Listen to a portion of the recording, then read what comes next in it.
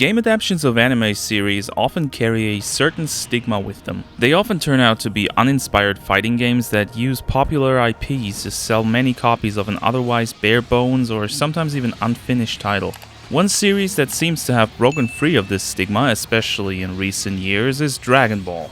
With action-adventure games like Dragon Ball Z Kakarot, the RPG-inspired Xenoverse series, or the incredibly popular fighting game Fighters, Dragon Ball games are at an all-time high of not only popularity, but also quality. But what about earlier entries, like for example a weird card game / fighting hybrid that came out on the Game Boy Color when the Game Boy Advance was already on the market for over a year?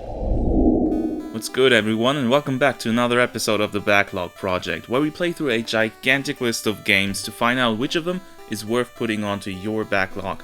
Got a game you'd like to see on the show?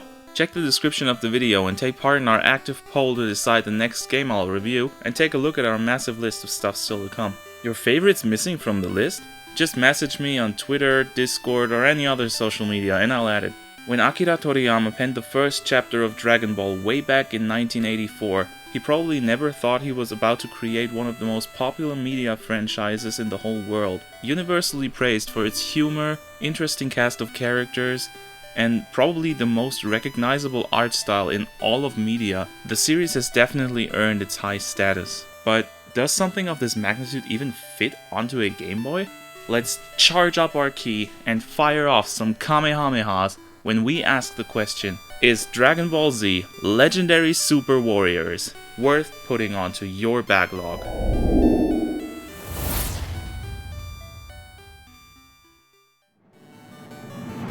If you go through lists of best Game Boy games or anything similar, you are very likely to see two things: evergreens like Pokemon or Zelda Link's Awakening, or ports from other systems that are praised for how well they run on such limited hardware. You're hard-pressed to find exclusive games for the system as is, but them actually being great games is even more rare, especially when they're from a time when the internet was still in its infancy and most platforms that did cover games on it aren't even online anymore. You can imagine my delight when I saw this game while browsing through all of the Dragon Ball games to see which of them aren't arcade fighting games that are useless to review due to their age and basically always having follow-up titles, and even more useless to complete for a show such as this. You can imagine my delight even more when I tell you that I actually had this game lying around at home for a good 10 years now, because I saw the cartridge at a local garage sale and found it so incredibly funny, and still do,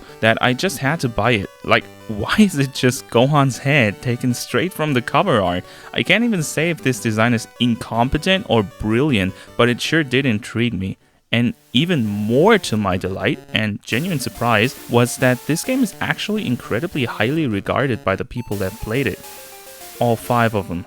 Because if there's one thing to note about this game, it's that almost nobody seems to know it exists, even fewer people have played it, and even fewer people have kept any sort of record that they did.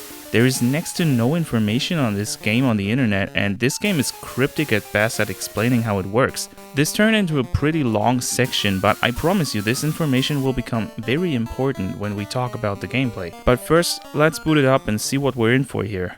The game takes 2 minutes of our time to summarize the entirety of Dragon Ball and the intro section of Dragon Ball Z in a cutscene comprised of some of the most gorgeous pixel art I have ever seen on a Game Boy to get us caught up on what we'll be playing through. The whole story of Dragon Ball Z, starting from the point where Gohan is trained by Piccolo. The title screen then greets us with a theme song that feels like it comes straight out of the anime with how upbeat and energetic it is, and I think we can all agree that this whole opening segment is very cool and makes you want to get into this game immediately.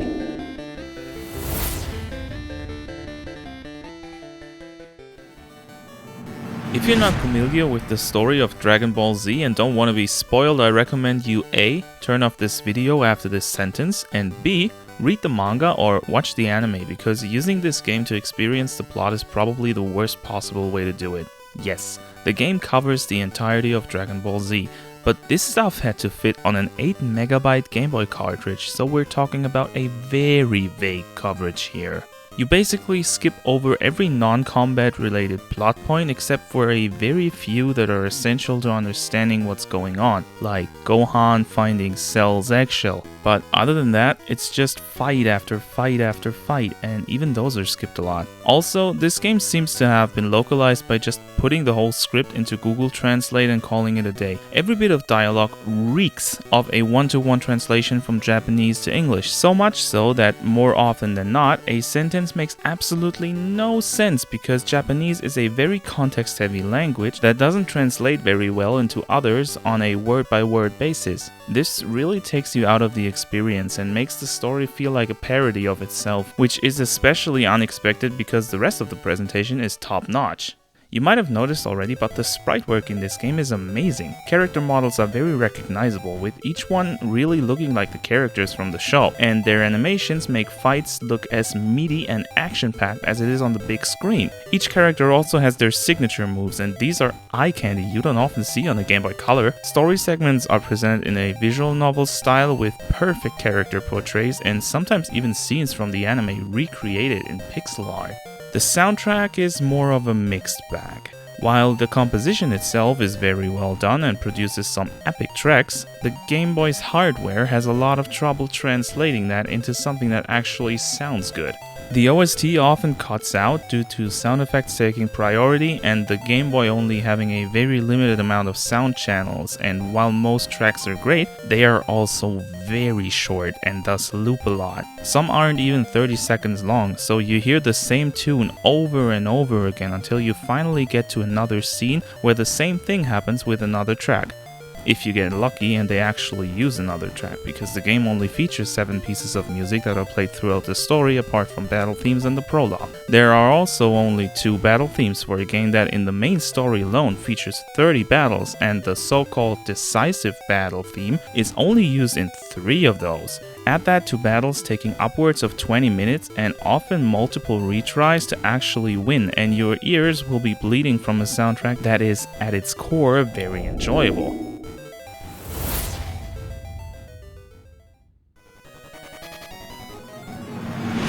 When you hear card-based combat, you're probably thinking it's going to be really complicated, but it's more on the simple side, so let me just explain the basics real quick. There's 3 different kinds of cards: attack, defense, and support, and they all do exactly what they say. Attack cards are split into damage for physical and beam for key-based attacks, as are defense cards. Support cards have varying effects ranging from buffing your character to debuffing enemies or even healing you. Using cards costs CC, the number depending on how good the card is. Every turn has one player attacking and the other defending, and then vice versa. The attacking player can either use attack or support cards, use a turn to power up for a special move, or attack with a basic melee combo that gives CC. A defending player can either use defense cards, support cards, or move around the battlefield. Moving is actually an important part of the strategy here because you get bonuses to attack or defense depending on where you are. Since there's absolutely no way to know how much CC or how many or even which cards your enemy has, your actions will be based on vague guesses most of the time. And this results in a lot of lost matches because one mistake can often mean your defeat. When I first started the game, I was beating my head against the first few fights, trying to get a lucky hit in or hoping to use the right defense card at just the right time to negate the enemy's big attack. If this sounds frustrating and like a giant waste of time, that's because it is. However, there is a little thing you can use to make the game a lot more manageable. Enemy patterns, or rather scripts, because all enemies follow a specific course of actions with very little deviation, and that means you can easily beat all your adversaries by just trying the fight once, getting a grip on what they're going to do, and act accordingly. Still sound like a waste of effort? You can also just use a guide. It's not like there's a lot of strategy involved here if the only way to reliably win is by following a very specific pattern. And therein lies the problem.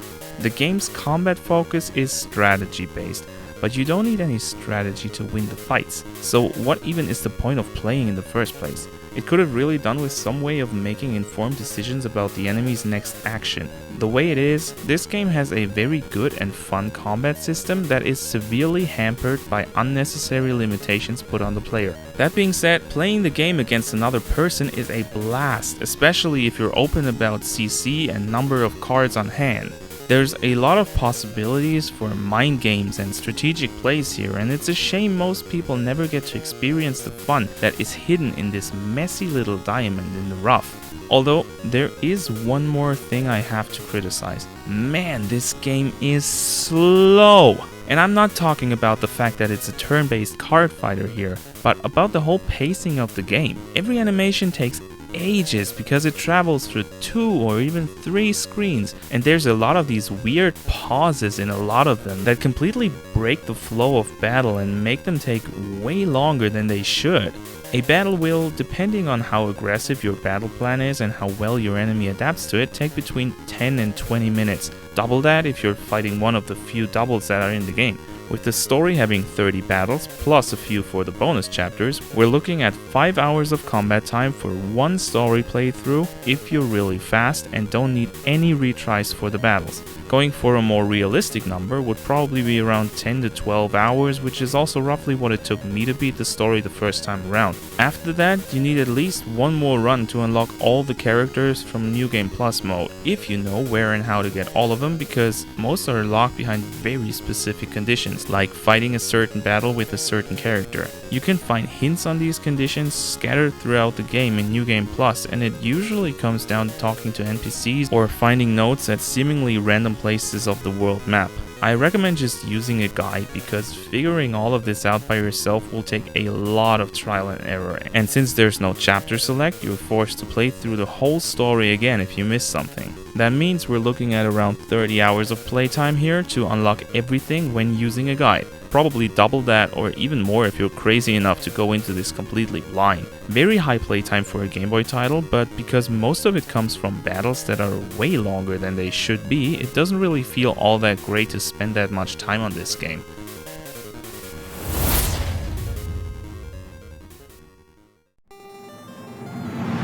After completing it, I have a weird relationship with this game.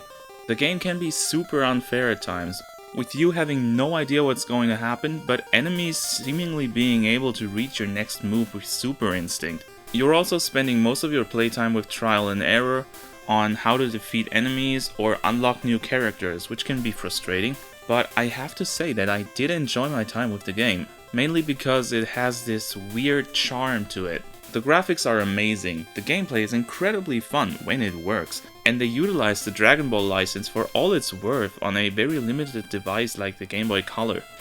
All in all, I find it hard to recommend this game.